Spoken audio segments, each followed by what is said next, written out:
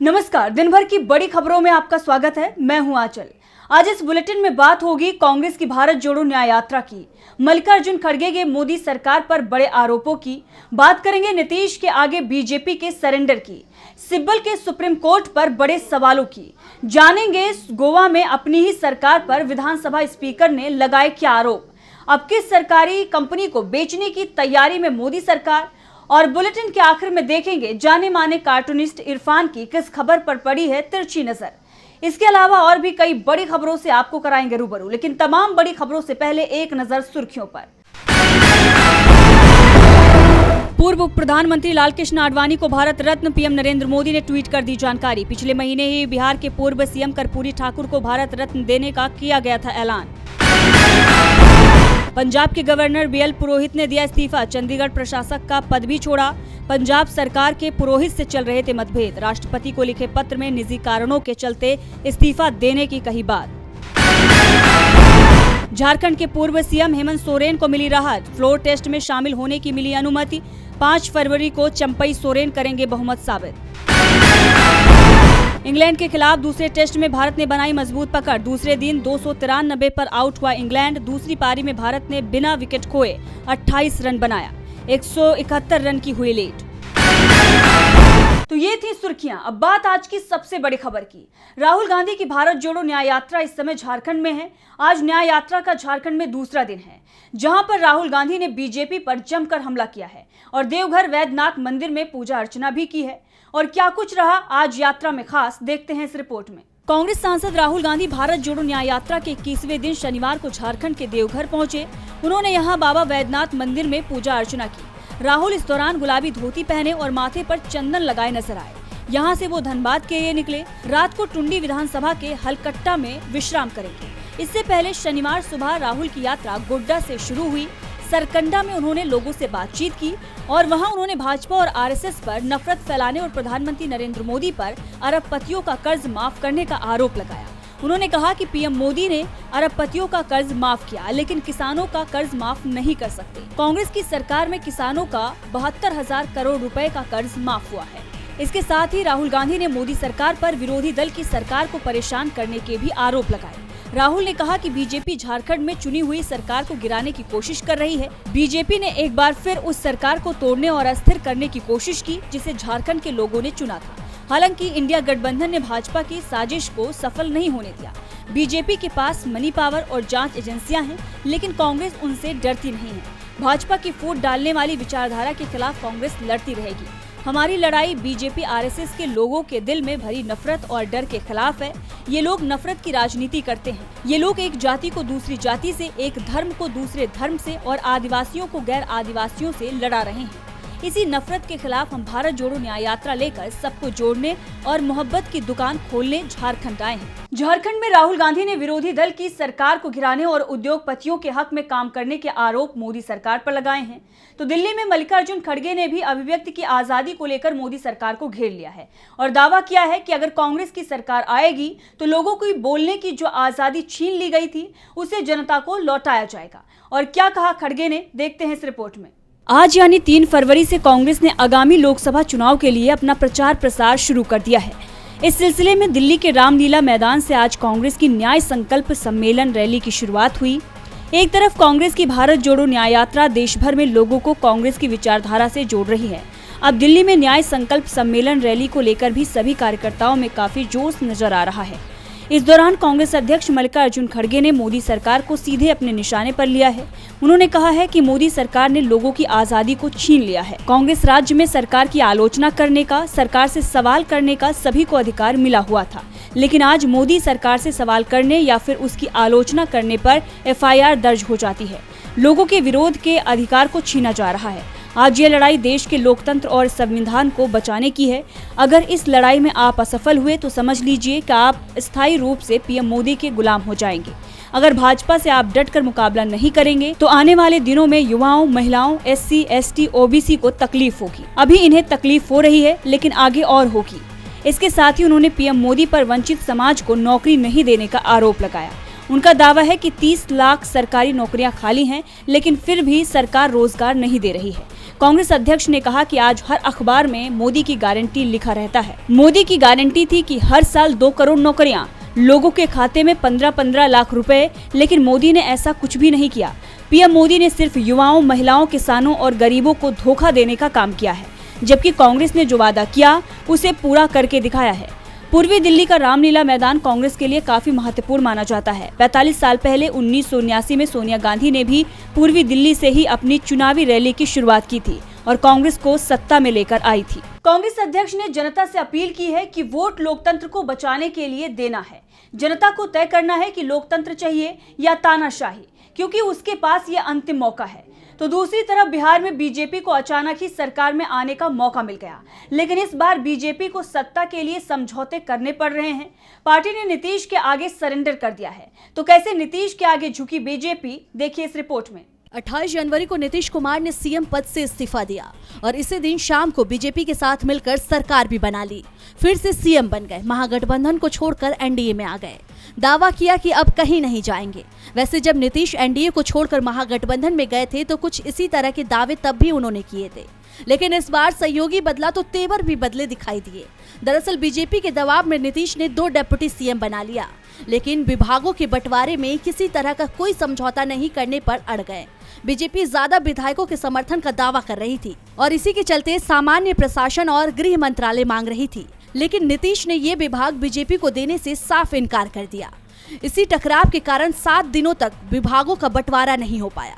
नीतीश ने BJP high command से संपर्क किया, ललन सिंह को मिलने के लिए भेजा। दावा किया जा रहा है कि नीतीश ने बीजेपी को साफ बता दिया कि सरकार चलानी है तो पुराना फॉर्मूला ही चलेगा, नया कुछ नहीं होगा। इसके बाद हाईकमान ने दोनों डिप्टी सीएम सम्राट चौधरी और विजय सिन्हा को दिल्ली बुला लिया और इसके कुछ ही घंटों बाद विभागों का बंटवारा हो गया। विभाग बंटवारे में नीतीश कुमार की ही चली और गृह और सामान्य प्रशासन दोनों ही नीतीश कुमार के पास रह गए। इसके अलावा दूसरे कई महत्वपूर्ण मंत्रालय भी जेडीयू के मंत्रियों के पास रह गए। बीजेपी की कोई भी बात इस बार नीतीश कुमार ने नहीं मानी, जिसके बाद साफ कहा जा रहा है कि बीजेपी ने नीतीश के सामने पूरी तरह से सरेंडर कर दिया, क्योंकि बीजेपी को एहसास है कि नीतीश पर दबाव बनाया तो वो फिर पलटी मार सकते हैं। विभागों के बंटवारे में बीजेपी को 23, जेडीयू को 19, हम को 2 और निर्दलीय को 1 विभाग मिला है। डिप्टी सीएम सम्राट चौधरी को वित्त, विजय सिन्हा को कृषि और पीडब्ल्यूडी विभाग मिला है। ये विभाग पुरानी सरकार में तेजस्वी यादव के पास थे। तो सत्ता के सवाल पर बीजेपी नीतीश के आगे झुक गई है, तो दूसरी तरफ सवाल सुप्रीम कोर्ट को लेकर भी कपिल सिब्बल ने उठा दिए हैं। सिब्बल ने कोर्ट से सीधे सीधे सवाल कर दिया है कि आप हमारे किस केस को सुनेंगे और किसको नहीं। तो आखिर क्यों सिब्बल ने सुप्रीम कोर्ट से किए हैं ये सवाल, देखते हैं इस रिपोर्ट में। हेमंत सोरेन को ईडी ने गिरफ्तार किया और इस गिरफ्तारी के चलते हेमंत सोरेन को सीएम पद से इस्तीफा देना पड़ा। सोरेन ने अपनी गिरफ्तारी को सुप्रीम कोर्ट में चुनौती दी। सोरेन के वकील कपिल सिब्बल ने सवाल उठाए कि एक सीएम को कैसे गिरफ्तार किया जा सकता है, लेकिन सुप्रीम कोर्ट ने याचिका पर सुनवाई से इनकार कर दिया। सुप्रीम कोर्ट ने सिब्बल से कहा कि उन्हें पहले हाई कोर्ट जाना चाहिए। हाई कोर्ट भी संवैधानिक अदालत है और वो भी मामले पर विचार करने में उतनी ही सक्षम है। इसी को लेकर नाराज कपिल सिब्बल ने अब सुप्रीम कोर्ट से सवाल किया है। उन्होंने कहा कि कोर्ट को हमें बताना चाहिए कि किस मामले में हम यहाँ आ सकते हैं और किस मामले में हम यहाँ नहीं आ सकते। उन्होंने कहा कि मुझे लगता है कि भारत के इतिहास में शायद ही ऐसा कुछ हुआ होगा जब एक मौजूदा मुख्यमंत्री को गिरफ्तार किया गया हो। सुप्रीम कोर्ट को हमें बताना चाहिए कि किस मामले में हम यहाँ आ सकते हैं और किस मामले में हम यहाँ नहीं आ सकते। हेमंत सोरेन ने 2005 के बाद कोई प्रॉपर्टी नहीं खरीदी। जमीन से जुड़ा ये मामला 2009 का है, वो भी वैसी जमीन का जिसे ना तो बेचा जा सकता और ना ही खरीदा जा सकता। जिसकी जमीन है आज भी वो उसी के पास है और उसी मामले में 2024 में उन्हें गिरफ्तार किया गया है। सिब्बल ने केंद्र की मोदी सरकार को निशाने पर लेते हुए कहा कि वो लोग विरोधी दलों की कोई भी सरकार नहीं चाहते, विरोध का कोई भी सीएम उन्हें मंजूर नहीं है। हेमंत सोरेन के बाद अब अरविंद केजरीवाल इनके निशाने पर है, क्योंकि बीजेपी मकसद डबल इंजन सरकार का है। अब 10 केस और लगेंगे हेमंत सोरेन पर, जिससे वो जेल से बाहर न आए। 2024 के चुनाव में फायदा मिले। अगर सुप्रीम कोर्ट हमारी बात नहीं सुनेगा तो हम कहां जाएंगे? सिब्बल ने सुप्रीम कोर्ट से सवाल किए तो गोवा में विधानसभा स्पीकर ने भी अपनी ही सरकार को सवालों में लाकर खड़ा कर दिया है। विधानसभा स्पीकर ने गोवा सरकार के मंत्री पर भ्रष्टाचार के आरोप लगा दिए हैं, जिसके बाद अब कांग्रेस ने राज्य की बीजेपी सरकार को घेर लिया है। तो क्या है पूरा मामला, देखिए इस रिपोर्ट में। गोवा की बीजेपी की सरकार मुश्किलों में फंस गई है। सीएम प्रमोद सावंत के मंत्री पर भ्रष्टाचार का गंभीर आरोप लगा है। आरोप विधानसभा अध्यक्ष ने लगाए हैं, जिससे पूरी सरकार ही फंस गई है। बीजेपी विधायक और गोवा के विधानसभा स्पीकर रमेश तावड़कर ने राज्य के कला और संस्कृति मंत्री गोविंद गौड़े पर विशेष अनुदान के कथित दुरुपयोग के आरोप लगाए गए हैं।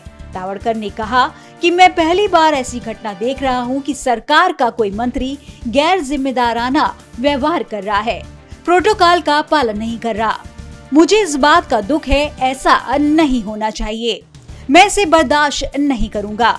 विधानसभा अध्यक्ष ने दावा किया है कि मंत्री की सिफारिश पर कला और संस्कृति विभाग ने उन परिवारों को धन जारी किया है जिन्होंने कई संगठन बनाए हैं और उन कार्यक्रमों को आयोजित करने में विफल रहे हैं जिनके लिए फंड जारी किया गया था। विधानसभा अध्यक्ष के इस बयान के बाद गोवा में राजनीति गर्मा गई है। विपक्ष ने गौड़े से इस्तीफा देने और जांच का सामना करने की मांग की है।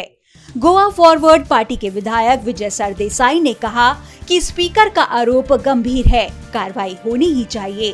सरदेसाई ने कहा, मैं सही साबित हुआ क्योंकि मैंने खुद इस मुद्दे को पहले भी कई बार उठाया है, लेकिन कोई फायदा नहीं हुआ। सरकार को तुरंत इस मामले की व्यापक और स्वतंत्र जांच शुरू करनी चाहिए। मैं मांग करता हूं कि वे पद छोड़ दें और जांच का सामना करें। कला एवं संस्कृति मंत्री व भ्रष्टाचार में शामिल होने का आरोप लगाते हुए जीपीसीसी अध्यक्ष अमित पाटकर ने भी उनके इस्तीफे की मांग की है। पाटकर ने कहा कि 10 साल से हम बार बार कहते आ रहे हैं कि बीजेपी सरकार भ्रष्ट है। आज विधानसभा अध्यक्ष रमेश तावड़कर ने भी आरोप लगाया है कि कला एवं सांस्कृतिक मंत्री गोविंद गौड़े घोटाले में शामिल है। बीजेपी एक भ्रष्ट मंत्री को बचा रहा है।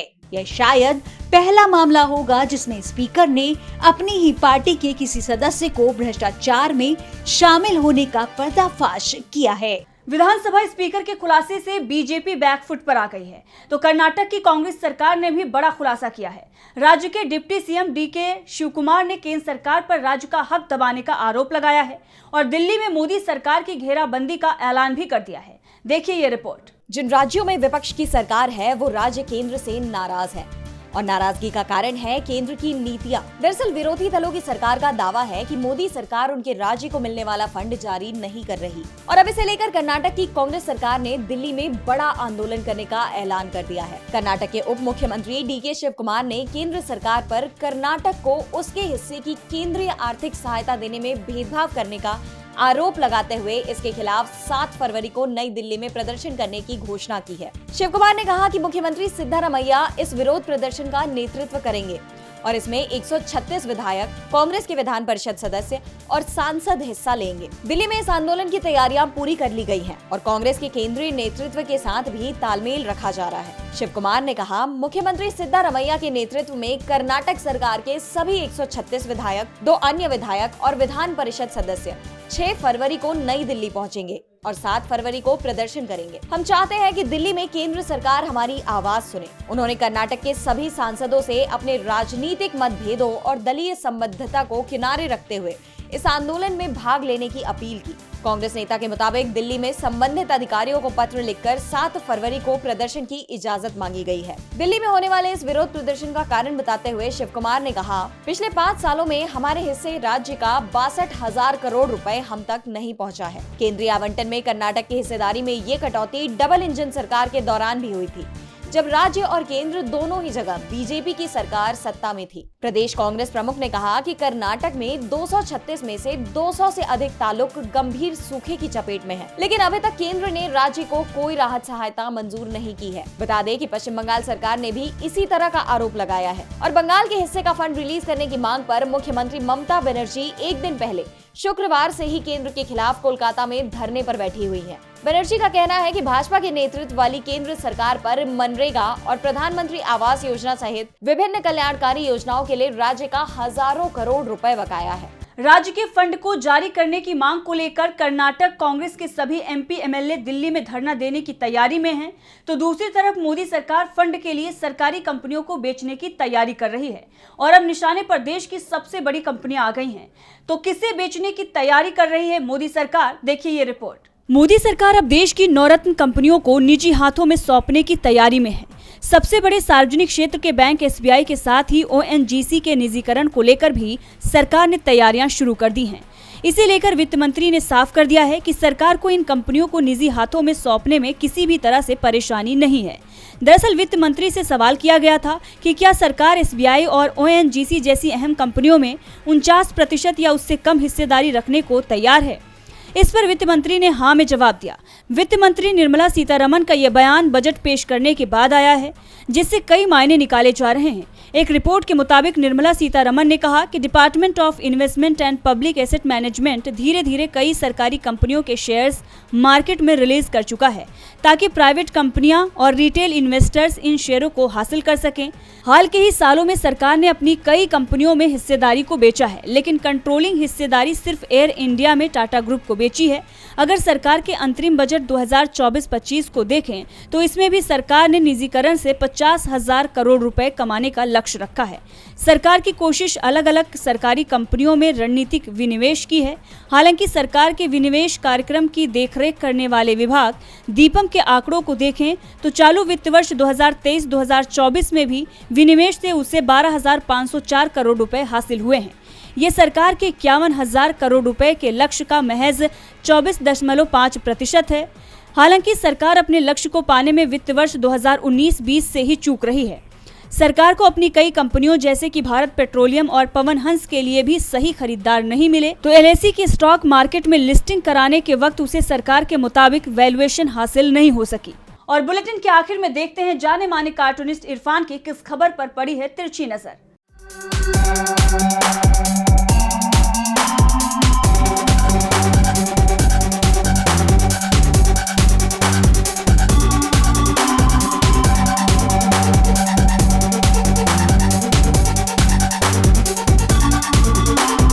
लालकृष्ण आडवाणी कौन है ये आप भूलेंगे नहीं, और ये आप इसलिए नहीं भूलेंगे क्योंकि उनका नाम कभी कभी खबरों में आ जाया करता है।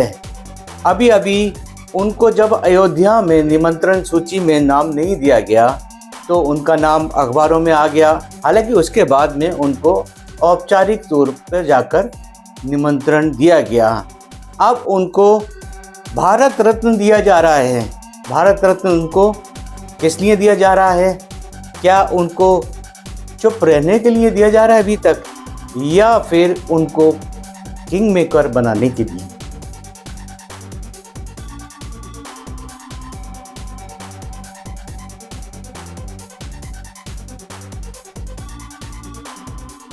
बहुत बहुत शुक्रिया इरफान जी। तो आज इस बुलेटिन में इतना ही। देखते रहिए डीवी लाइव। नमस्कार।